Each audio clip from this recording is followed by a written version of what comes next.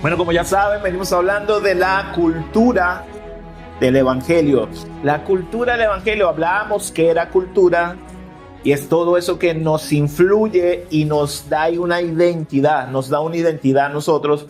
Y si nosotros tenemos una cultura del Evangelio, ¿quién nos va a dar identidad? El Evangelio. Y hemos venido viendo en muchas clases los atributos de Dios. Y hoy hemos llegado a dos atributos que son hermosos, que si usted hoy sale de esa puerta para allá igual, hermano, tiene que volver al principio, ¿no? Tiene que volver a nacer, como dice nuestra hermana Carmen, porque lo que hemos aprendido de quién es Dios ha sido tan hermoso y tan impactante para nuestra vida que ha cambiado nuestros pensamientos, ha cambiado nuestra manera de hablar, nuestra manera de actuar, sabiendo quién es nuestro Dios. Y déjeme comenzar poniéndole esta situación. Póngase usted en esta situación. Imagine que un amigo le da una suma de dinero o le presta una suma de dinero importante porque usted tiene que salir de una emergencia. No vamos a decir cuál es la emergencia, X emergencia. Pero por circunstancias usted no puede devolverle el dinero a este amigo. Legalmente tu amigo puede exigir ese pago, te puede denunciar y llevar esto hasta las últimas consecuencias. O sea que te metan preso. Sin embargo, un día se te acerca y te dice, mira Alma, mira Carmen, mira Luis, deja esa deuda así, no me pagues nada. Es más, dime qué te hace falta para ayudarte a salir adelante. Todavía estás en esa emergencia, yo te ayudo, dime qué necesitas. Aquí podemos ver misericordia y aquí podemos ver gracia. Misericordia es que ese amigo que tú le debías mucho dinero, él no te mandó a juicio, aunque lo merecías. Misericordia es no darte lo que tú mereces. Tú mereces cárcel porque no me pagaste, pero no lo voy a hacer. Este amigo no solo hizo eso, sino que le dijo, te perdono la deuda y dime cómo yo puedo ayudarte. ¿Sabe cómo se llama eso? Gracia. La gracia es darme lo que yo no merezco. Misericordia es no darme lo que merezco y la gracia es darme lo que yo no merezco. Entonces vamos a profundizar un poquito más y hablemos de la misericordia. Porque muchas veces decimos la misericordia de Dios y debemos ser misericordiosos y misericordia, misericordia, misericordia, pero lo usamos como una palabra muy simple. Y la misericordia enfatiza, la misericordia resalta, destaca la compasión de Dios por nosotros, hombres caídos y sufrientes. Y decimos, sí, eso es lo que yo digo, hermano.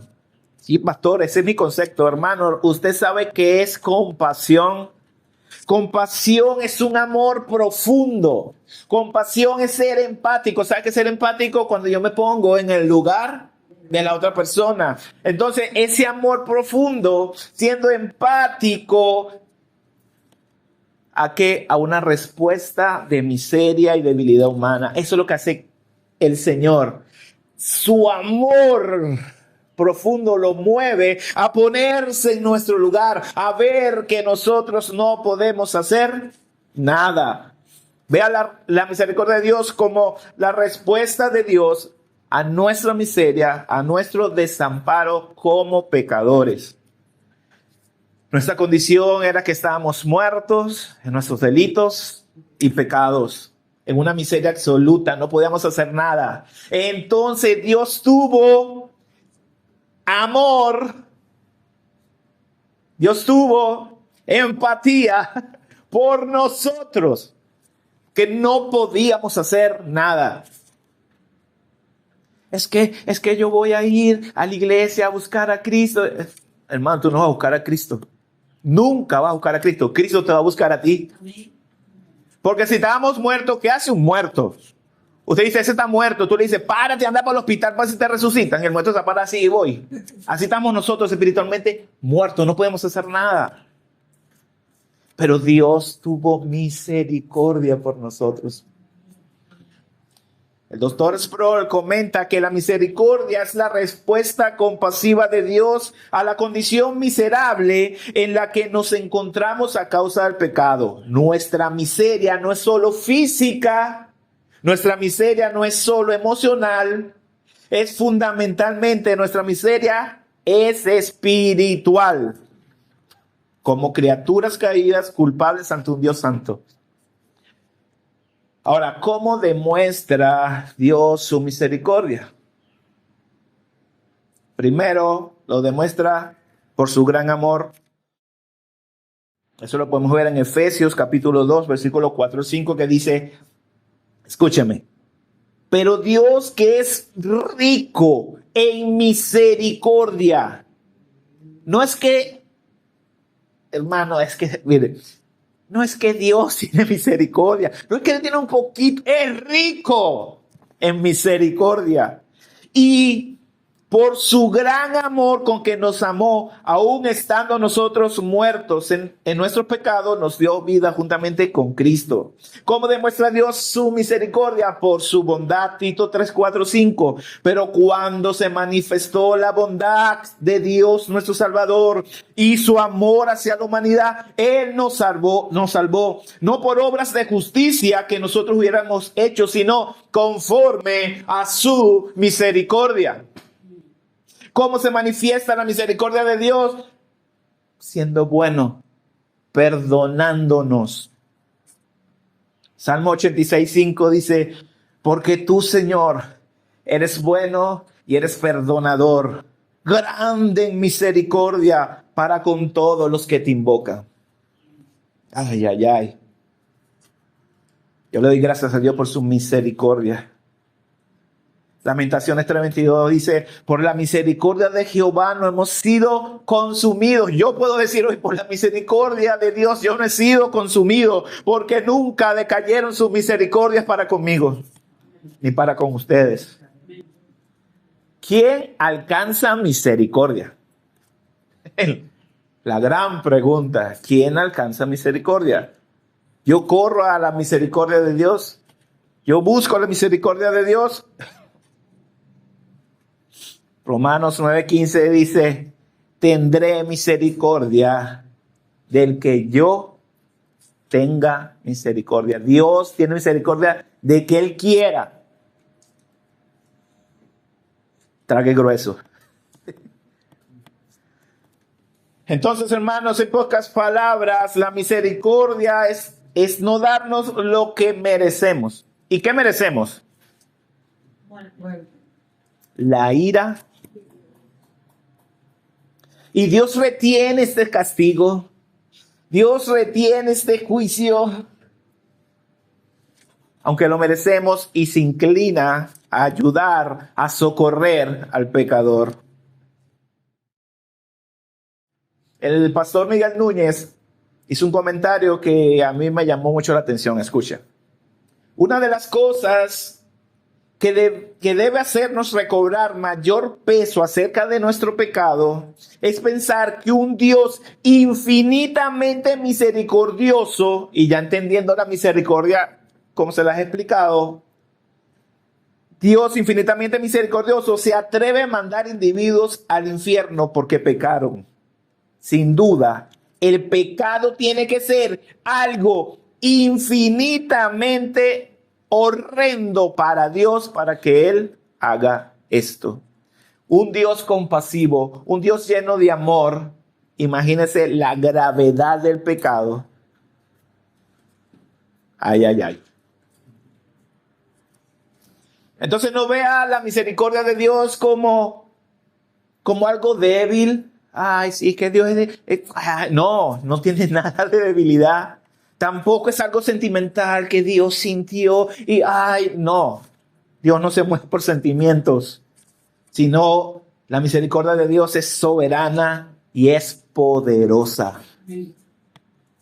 Cuando llegamos a comprender el término compasión, entonces vamos a valorar realmente lo que es la misericordia de Dios en nuestra vida.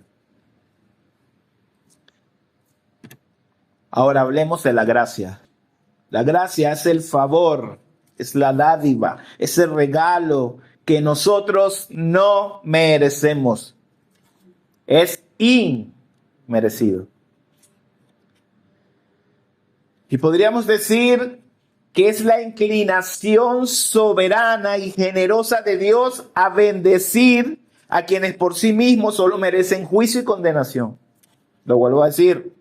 Es la inclinación soberana de Dios para bendecir a aquellos que solo merecen juicio. No está basada en obras, no está basada en méritos, no está basada por lo guapo que soy. No está basada en la bondad del hombre, sino en la libre voluntad de Dios. ¿Cómo Dios expresó esta gracia? Por medio de la redención de Cristo en la cruz, donde el pecador fue justificado gratuitamente. Romanos 3:24 dice, todos son justificados gratuitamente por su gracia, por medio de la redención que es Cristo Jesús. Efesios 2:8-9 dice, porque por gracia ustedes han sido salvados por medio de la fe, y esto no procede de ustedes, sino que es un don de Dios, no por obras, para que nadie... se la saben, ¿verdad? Y la gracia, podemos decir que tiene como un doble aspecto. No sé cómo llamarle allí. Podemos ver gracia común y gracia salvadora. La gracia común disfrutamos todos.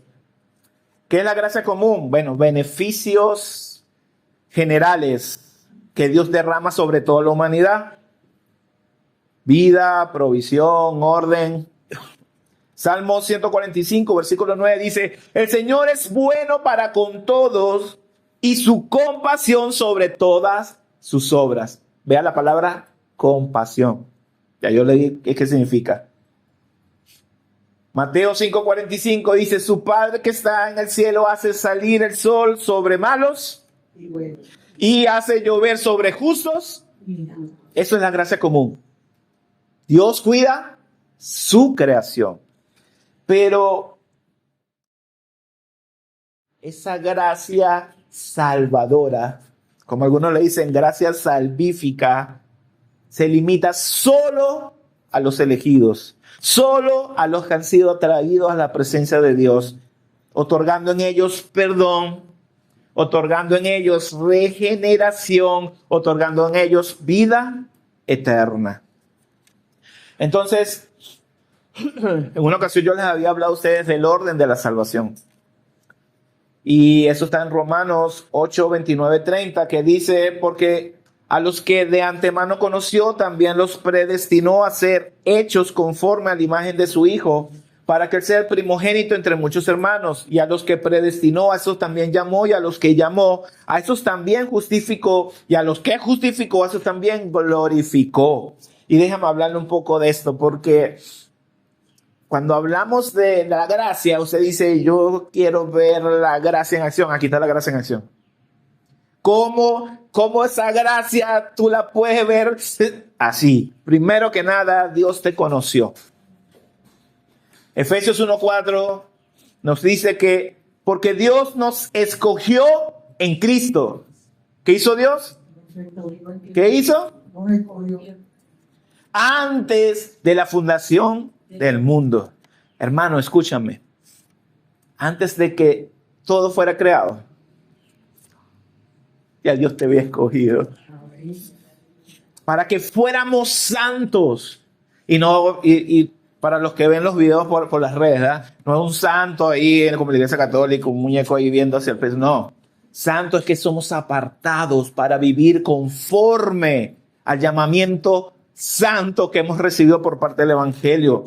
para que fuéramos sin manchas delante de Él, para que a través de Cristo todos nuestros pecados y todas nuestras maldades fueran borradas. Usted tiene que salir aquí hoy diferente, hermano. Primera de Pedro 1:20 dice, porque Él, Cristo, estaba preparado desde antes de la fundación del mundo, pero se ha manifestado en estos últimos tiempos por amor a ustedes. Este plan que Dios tenía con su gracia, con el evangelio, estaba desde la eternidad. O sea, nosotros ni pensamos en nosotros, porque Dios sí, pero nosotros ni pensamos en nacer, ni existir, y ya Dios nos conocía, ya sabía de nosotros. Qué hermoso. Pero a esos que conoció, a esos los predestinó. Nuestro hermano Henger en una de las clases nos habló qué significaba predestinar. Usted vaya a esa clase y revise el concepto, que por el tiempo no podemos quedar aquí, ¿verdad? Entonces Efesios 1:5 nos dice, en amor, ¿en qué? En amor, Dios derramando su amor, su gracia sobre nosotros, nos predestinó para adopción como hijos para sí mediante Jesucristo, conforme a la buena intención de su voluntad. Dios era su voluntad de que tú y yo fuéramos sus hijos adoptivos. Hermanos, somos coherederos con Cristo. Déjame explicarle. Cristo y nosotros, Dios nos adopta como hijos. Y usted dice, bueno, no, coherederos. ¿Lo está viendo? Coherederos. Vamos a ser igual herederos que Cristo. Nosotros, eso que merecíamos el juicio, que merecíamos la ira, sí, la gracia, la misericordia. ¿La está viendo? Y a estos que predestinó, entonces los llamó, y aquí voy a quedar un poquito más, porque aquí es donde pasa todo. Cuando Dios llama. 2 Timoteo 1:9, Él nos ha salvado y nos ha llamado con un llamamiento santo, no según nuestras obras, sino según su propósito y según la gracia que nos fue dada en Cristo Jesús desde la eternidad. ¡Wow! Ay, ay, ay. Dios nos llama con un llamamiento santo, no por mi currículo, sino porque era la voluntad de Dios desde la eternidad. Ay, hermano. Dios nos llama y nos da vida, Efesios 2:5. Aunque estamos muertos en nuestros delitos, nos dio vida juntamente con Cristo, porque por gracia han sido ustedes salvados. Cuando nos llama, entonces nos regenera. Tito 3:5, Él nos salvó no por obras de justicia que nosotros hubiésemos hecho, sino conforme a su misericordia, por medio del lavamiento de la regeneración y la renovación del Espíritu Santo. Y cuando nos llama, es con un fin. ¿Sabes qué? Hacerte ciudadano del cielo. Hacerte ciudadano del reino de los cielos. Juan 3:3 dijo el Señor, en verdad te digo que el que no nace de nuevo, o sea, el que no es regenerado por el poder y la renovación del Espíritu Santo, como lo leímos anteriormente, no puede ver el reino de Dios. Ay. Por eso cuando el Señor nos llama, nos da arrepentimiento. Es que yo me arrepentí, tú no te arrepentiste. Dios hizo que tú te arrepintieras. Amén. 2 Corintios 7:10, porque la tristeza que es conforme a la voluntad de Dios produce un arrepentimiento que conduce a la salvación. Wow. Wow. Pero a estos que llamó, también los justificó. Romanos 3:24, todos son justificados gratuitamente por su gracia. por medio de la redención que es en Cristo Jesús, Romanos 8:1, porque si yo soy justificado, entonces ya para mí no hay más condenación. Por tanto, ahora no hay condenación para los que están en Cristo Jesús, los que andan los que no andan conforme a la carne, sino conforme al Espíritu. Tito 3:7, para que justificados por su gracia fuéramos hechos herederos según la esperanza de la vida eterna. Y a esos que justificó, entonces glorificó. Y cuando hablamos de glorificó, siempre muchos dicen, pero ya estamos glorificados. Sí, pero no. Sí, porque el Señor nos está preparando para aquel que comenzó la buena obra. O sea, ya la obra está trabajándose. Romanos 8:18, pues considero que los sufrimientos de este tiempo presente no son dignos de ser comparados con la gloria que ha de ser revelada. Esto que estamos viviendo aquí, hermano, no se compara a lo que vamos a vivir nosotros cuando seamos glorificados. Primera de Corintios 12:52-53. En un momento, así escúcheme, así va a ser la glorificación ya completa. En un momento, un abrir y cerrar de ojos, cuando suene esa trompeta final, la trompeta sonará y los muertos resucitarán incorruptibles, cuerpos glorificados. Eso lo hablamos en estos días en una de las predicas. Nuestro hermano Genia la va a poner ahí para que la gente lo vea.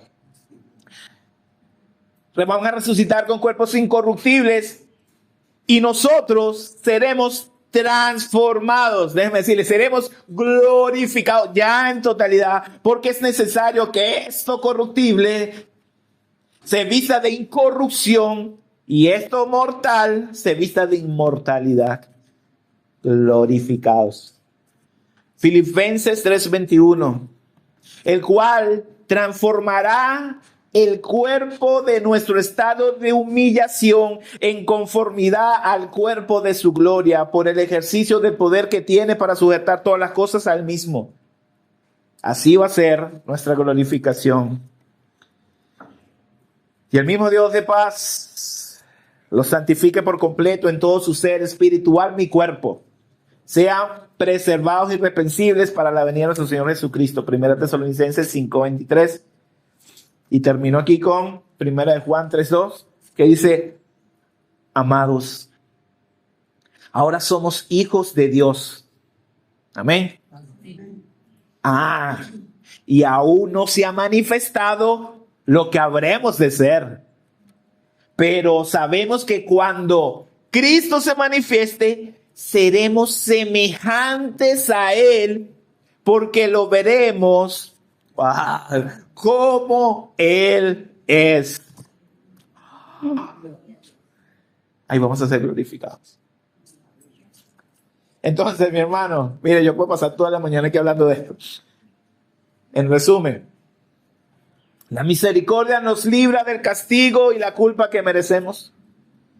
La gracia nos da las bendiciones y la provisión que no merecemos. ¿Cómo impacta eso en mi vida? Me genera en mi humildad. ¿Por qué? Porque me despoja de mi orgullo, porque yo no soy salvo por ser mejor, inteligente, por estar dispuesto, por ser pastor, yo no. Somos salvos por una sola razón, porque Dios tuvo misericordia de nosotros y su gracia la derramó en nuestra vida. No por obras de justicia, como si nosotros hubiésemos hecho algo, sino es por su misericordia, dice Tito 3:5. ¿Qué produce en nosotros? Adoración. ¿Recuerda qué era adoración? La adoración es mi respuesta a la revelación. Dios se revela a mí y yo respondo a eso. Y ojo, porque uno no puede decir nada ahorita porque todos lo malinterpretan. Cuando hablo de revelación por medio de su palabra, ¿ok? Dios me abre los ojos por medio de la palabra. La fe viene por él. ¿Oír qué? La palabra de Dios. Mi fe se activa. Entonces yo empiezo a responder a la verdad de Dios en adoración. Entonces, este mensaje, estos atributos que vimos hoy, me lleva a mí a tener una adoración genuina, un corazón lleno de gratitud. ¿Cómo yo no voy a alabar? ¿Cómo yo no voy a adorar a un Dios tan rico en misericordia y gracia? Nuestra vida tiene que ser un eco constante de gratitud a Dios. Pero ¿por qué tú estás tan contento con todo lo que está pasando en nuestro país? Porque Dios ha tenido misericordia de mí y porque Dios ha derramado su gracia. Mira, yo estoy feliz. Y la gente dice, yo quiero eso que tiene Él. En medio de esta dificultad, mira como, wow. Wow. Yo tengo que hacer un sacrificio vivo en respuesta a esa misericordia que Dios tuvo por mí.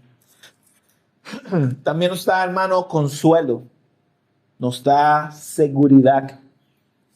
Nuestra salvación no depende de mis sentimientos. Nuestra salvación no depende de mis acciones. Nuestra salvación está en las manos de Dios. Entonces, aquí vemos el carácter inmutable. Ya habíamos hablado del atributo de la inmutabilidad. Inmutable de un Dios misericordioso, de un Dios justo, de un Dios lleno de amor. Y por último, ¿cómo impacta esto en mi vida? Bueno, esto me impulsa a que yo sea igual a Él, siendo misericordioso. Yo recibo misericordia, yo recibo de gracia, y lo que recibí de gracia lo doy. Tú y yo estamos llamados a ser reflejos de la misericordia de Dios, de la gracia de Dios. ¿Realmente lo estamos haciendo? Le hablamos a la gente de misericordia, le hablamos a la gente de la gracia, de lo que Dios es, de lo que Dios ha hecho y lo que Dios va a hacer. Bienaventurados los misericordiosos, porque ellos alcanzarán misericordia, dijo el Señor en Mateo 5:7. Si estás aquí, y no estoy predicando, ¿no?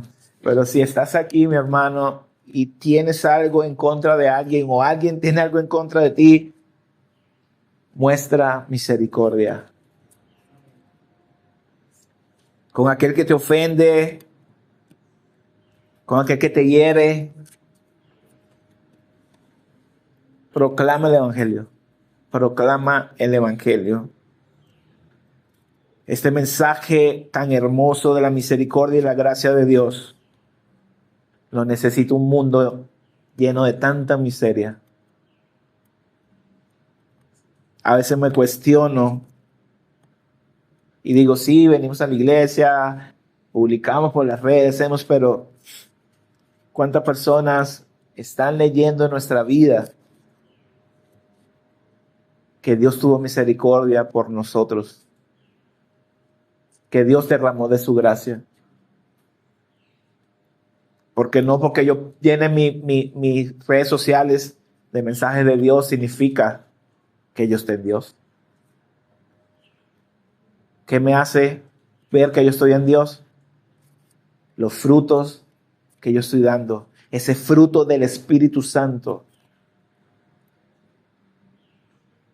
Cuando yo veo la misericordia de Dios, cuando yo veo su gracia, yo más corro a Cristo. Porque entiendo que Él tuvo misericordia de mí porque yo no podía hacer nada. Y Él pudo decir, te vas al infierno, pecador. No me dio lo que yo merecía. Y no solo que me dijo, bueno, está bien, vamos a dejarlo así. Sino que me dijo, no, yo te voy a dar regalo de mi gracia. ¿Sabes? Voy a transformar tu vida para que habites conmigo en la eternidad. Yo que era un enemigo de Dios. Yo que era el primero que violaba su ley. Dios tuvo misericordia de mí y derramó de su gracia. Y yo sé que así todos los que estamos aquí vamos a decir las mismas palabras que yo acabo de decir.